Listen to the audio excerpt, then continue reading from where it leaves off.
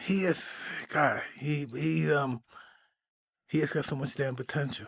You He know what I definitely mean? He's does. got so much But potential. he comes back from every fight that he's had better, you know? I mean, when one of the most impressive ones was he knocked out Klitschko. Oh my God. Klitschko's seen better days though. Change, another inconsistency in Anthony Joshua. I now understand, I believe having watched this, where Jake Paul is getting his confidence from, how he's built this narrative in his head that he genuinely has a chance. I think the thing to remember here, though, is that Anthony Joshua doesn't struggle against all. Joe Rogan and Mike Tyson tear into the Jake Paul versus Anthony Joshua matchup, breaking down the massive gap between the two fighters. Tyson stresses that Joshua has to stay sharp and control every punch, because Jake isn't even close to Joshua's level. Rogan describes Joshua as one of the most terrifying men in boxing, warning how dangerous it is for Paul to step in front of someone with that kind of power, especially when Paul's experience only comes from exhibitions against retired or older fighters. Propositions of all time. You take a guy who just had a boxing match that looks like a sparring match with a 58-year-old Mike Tyson, and then you're going to fight one of the absolute scariest knockout artists in the heavyweight division. Maybe we should watch the Francis Ngannou fight so you could see. Let's watch that real quick, just so you can see what Anthony Joshua is capable if he's fighting someone that's not in his league. Okay, look, Usyk beat him, and he beat him twice, and Andy Ruiz caught him in the first fight and dropped him and stopped him. It was spectacular. Andy Ruiz is super fucking talented. Big concept host breaks down the brutal reality Jake Paul is facing, making it clear that taking one clean knockout punch from Anthony Joshua is actually far safer than surviving 8 rounds of repeated impact. The logic hits hard. Sustained punishment can leave damage that lasts long after the fight is over. And even though Joshua is wearing smaller 10-ounce gloves for this matchup, a dramatic one-punch knockout still carries far less long-term danger than taking shot after shot with no escape, giving Paul a clear and final end to the contest, while reducing the buildup of repeated trauma. The host points out how this shifts the entire way we look at the fight. The danger for Paul doesn't disappear just because the rules feel a little exhibition-like. If anything, it becomes even more real. Joshua's devastating power is no secret, and the smaller gloves, meant to boost the spectacle and capture more attention, might actually increase the chances of a knockout. It's a technical adjustment, sure, but it doesn't erase the massive gap in power, skill, and experience between the two. Every punch Joshua throws still carries consequences that Jake Paul will feel in a very real way. He gets beat up really bad for 8 rounds and then viciously knocked out. I saw Nikisa talking on Ariel Helwani's show today about this, about like how it's not necessarily something they're worried about that Jake gets knocked out, because he's not afraid of the one-punch knockout as much as he's afraid of like Jake getting beat up for 8 rounds badly and it, you know, causing some real cognitive damage. And there is science behind the fact that the more repeated head trauma is the more dangerous thing about pro boxing, because those gloves, you can get hit, you get 8 to 10 seconds to stand, and you can repeat it 2-3 times in the same fight, just absorbing punch after punch. So in the totality of Jake getting like knocked out cold, is that the worst thing possible for his health? I mean, who knows, dude? You could have a freaking brain aneurysm when you get hit off one shot from a guy like AJ. Again, knock on wood, you don't want to see any of that happen. If his career ends because AJ hurts him badly, then yes. But if it's a knockout where Jake is able to then continue fighting, people will still watch. It may not be as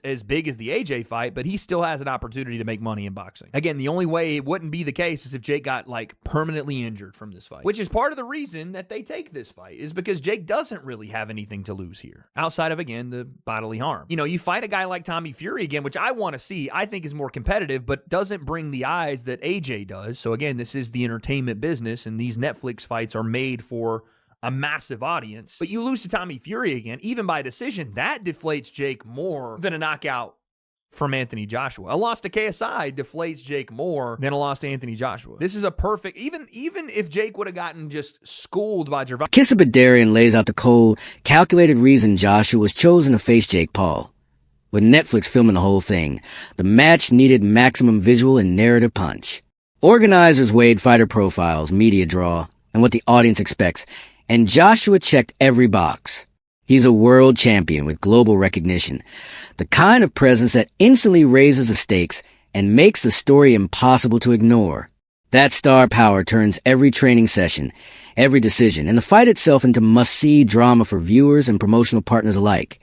And Netflix only magnified. Tommy Fury, that included Anthony Joshua. And we probably had, I don't know, 30 or 40 names that we kind of reviewed. And I will say at least 12 or 13 names that agreed to do the fight, some within the 2-week period, actually. But from a Netflix perspective, they were very keen on Joshua. They were interested on Crawford. They were interested in Ryan Garcia as potential opponents for Jake Paul. They were interested in Tommy Fury at some level as well.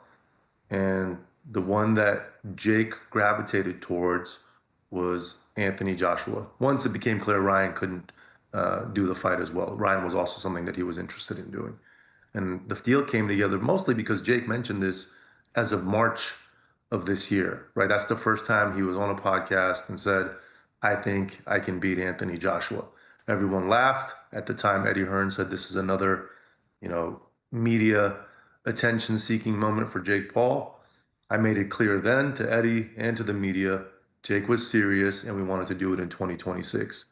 We had further conversations with Matchroom in July of this year with the understanding that if Jake got through Tank Davis, and even though that was an exhibition, it was very much structured to be a real fight in every way, shape, and form, then we would look to make Jake versus Joshua in 2026. So that gave us a head start in terms of trying to come to an agreement with Matchroom and AJ, and we were able to get it done. I just want to ask about a couple of those names that you mentioned. Garcia's interesting because Had their eyes on Crawford. They were considering Ryan Garcia. Tommy Fury was on the table too. But the one Jake Paul kept gravitating toward, the one he couldn't let go of, was Anthony Joshua. And once it became clear Ryan couldn't take the fight, Joshua became the option Jake leaned into even harder. The deal really started forming when Jake went public back in March. That was the first time he sat on a podcast and said, I think I can beat Anthony Joshua. Everyone laughed. Eddie Hearn dismissed it immediately, calling it just another attention-grabbing stunt from Jake Paul. But behind the scenes, we made it clear to Eddie and the media, Jake was serious. We were targeting 2026.by July. Talks with Matchroom continued with a clear understanding. If Jake got through Tank Davis, and even though it was labeled an exhibition, it was structured as a real fight in every meaningful way. Then Jake versus Joshua in 2026 would be the next step. That gave us a head start on negotiations with Matchroom and AJ. And eventually, we got the deal done. Garcia's name stood out too, especially after Oscar de la Hoya came forward almost immediately saying, he's a Don fighter. This isn't happening. And of course, there's no bigger done name in this whole conversation than Anthony Joshua. Ryan Garcia also speaks on what a loss would mean for Jake Paul, and he doesn't sugarcoat it. He warns that Joshua's power is nothing to take lightly. A defeat wouldn't just hurt physically. It could shift Jake's entire reputation and career trajectory. The experience itself could change him. Garcia stresses that Joshua's combination of strength and skill turns this fight into a true measure of Jake's limits, and the consequences of failure are real. That's why training, preparation, and complete awareness are essential if Jake hopes to withstand the danger Joshua brings into the ring. And he's going to walk into it. But, look it. He loses to AJ. Where does he go from here? Who does he fight? You're going to go back down to 135? The problem is not that he loses to AJ. The problem is the way he's going to lose to AJ might be life-changing. Right. So that's the real issue. It could be life-changing in many ways, right? Physical. Yeah. See what he did in Nagano, Martin points out that even though the fight comes with huge financial rewards, the challenge ahead of Jake Paul is still brutally real. Money doesn't erase danger, and Martin believes Paul should have thought long and hard about what he was stepping into before agreeing to this matchup. This isn't just a payday. The stakes are genuine, and the physical test is massive. Paul is walking into the ring against a seasoned, powerful opponent whose experience at the highest level of boxing dwarfs anything promotional hype or celebrity status can compensate for. The financial payout may be big, but the physical and reputational risks are just as real, and Martin makes it clear they cannot be overlooked. He put in the time, he gotten better throughout, all his fights, he done got better throughout all those fights, you know. But it's still like when you fighting like fighters who actually like done it for like their life, their whole life, it's a little different. You know, if that fight happened, it'll be a good money fight. It'll be a good money fight. But that's a tough task for, you know what I'm saying, Jake going to get that big ass heavyweight AJ. Johnny Nelson comments that this fight might mark the end of Jake Paul's active fighting career if he is knocked out. Paul has become a significant source of revenue for high-profile fighters like Joshua, often offering substantial financial incentives to secure matchups. Nelson notes that conspiracy theories have emerged suggesting that Paul may not be able to participate in similar high-profile bouts after this fight due to the potential physical toll and public perception. The bout is pivotal for Paul's future as it represents both a financial opportunity and a moment of personal risk that could redefine his career. Johnny Nelson warns that this fight could signal the end of Jake Paul's active fighting career if he gets knocked out. Paul has become a major payday for top-level fighters like Joshua, often putting huge financial offers on the table just to make these matchups happen. Nelson points out that conspiracy theories have already started floating around. Theories suggesting that after this fight, Paul might not be able to return to the same kind of high-profile bouts due to the physical impact and the shift in public perception. This moment is massive for Paul. The fight stands as both a financial opportunity and a personal gamble that could reshape the entire direction of his career.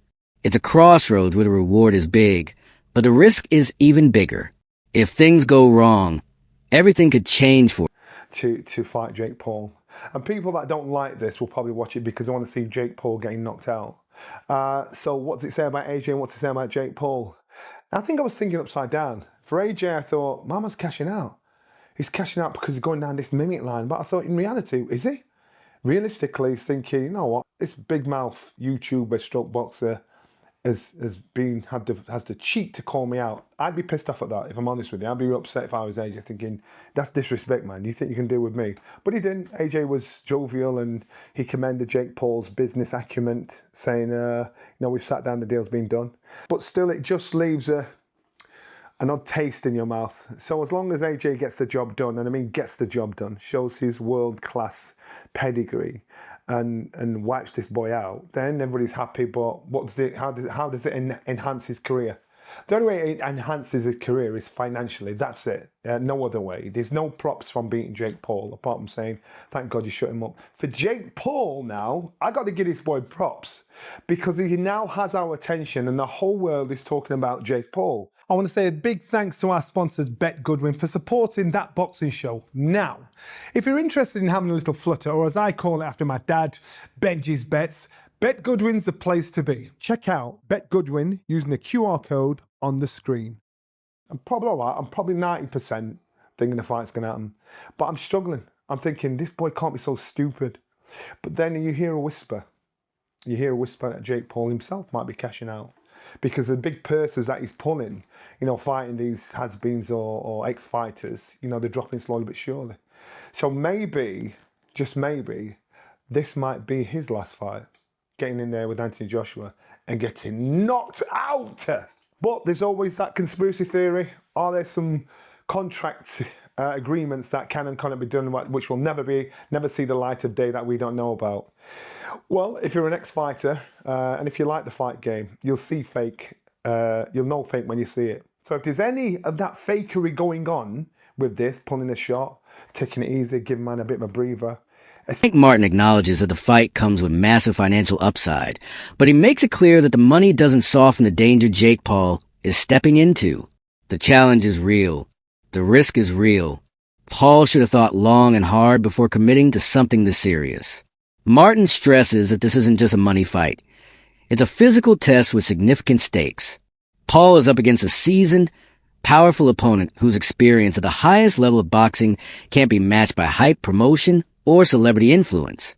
The payday might be huge, but the physical and reputational risks are just as large, and they're impossible to ignore. Fight against Jake Paul, Anthony Joshua at the press conference gets asked his opinion of Francis not taking the fight against Jake Paul. And Joshua's like, he's an idiot.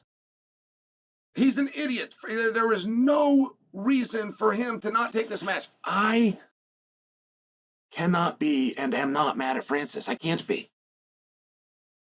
Like rules would preclude me from being upset with Francis. I'm not a big Francis fan. Francis fan. I'm not a Francis supporter. So I want to hurt Francis. I want to do something to hurt him. Well, his own actions took $10 million out of his bank account, of which, by the way, could use $10 million. So I can't be mad at him.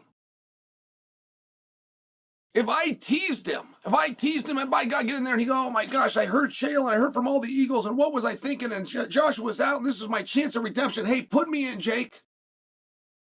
That would then help him.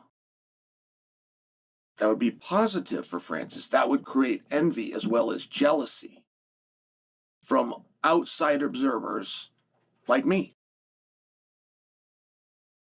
But I will tell you, trying to break down and understand how we got to this conclusion is mind-boggling. You ever met a writer? Your whole life, have you ever met a writer? Maybe went to college for it and they're a writer. Do you want to know the... Martin points out that even though the fight promises massive financial rewards, it remains an incredibly tough challenge for Jake Paul. Money doesn't erase the danger, and Martin believes Paul should have thought long and hard about the risks before agreeing to it. He stresses that this isn't just another big money event. The stakes are real, and the physical challenge is serious. Paul is stepping in with a seasoned, powerful opponent whose experience at the highest level of boxing can't be matched by hype or celebrity appeal. The payday may be huge, but the physical and reputational risks are just as real and impossible to ignore.